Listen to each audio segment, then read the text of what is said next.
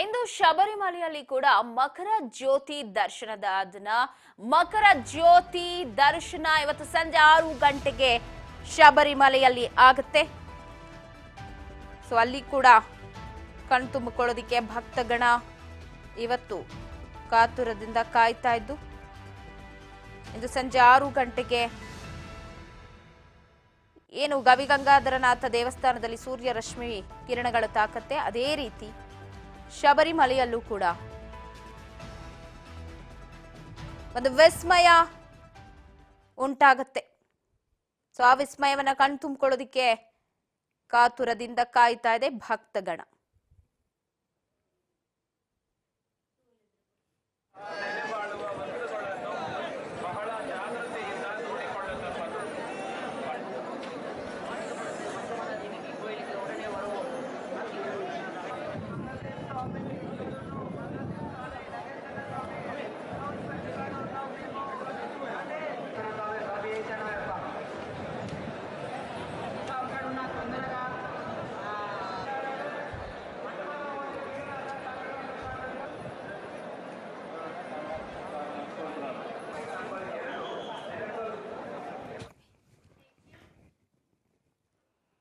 ಉತ್ತರ ಪ್ರದೇಶದ ಪ್ರಯಾಗರಾಜ್ನಲ್ಲಿ ಐತಿಹಾಸಿಕ ಕುಂಭಮೇಳ ನಡೀತಾ ಇದ್ದು ನಿನ್ನೆ ಕುಂಭಮೇಳಕ್ಕೆ ಮಹಾಕುಂಭಮೇಳಕ್ಕೆ ಚಾಲನೆ ಕೂಡ ದೊರೆತದ್ದು. ಇವತ್ತು ಶಾಹಿ ಸ್ನಾನದಲ್ಲಿ ಭಕ್ತಾದಿಗಳು ಪಾಲ್ಗೊಳ್ಳುತ್ತಾ ಇದ್ದು ಮಹಾಕುಂಭ ಮೇಳ ಮಕರ ಸಂಕ್ರಾಂತಿ ಮೊದಲ ದಿನ ಶಾಹಿ ಸ್ನಾನದಲ್ಲಿ 7 ಕೋಟಿ ಜನ ಪವಿತ್ರ ಸ್ನಾನ ಮಾಡುವ ನಿರೀಕ್ಷೆ ಕೂಡ ಇದೆ.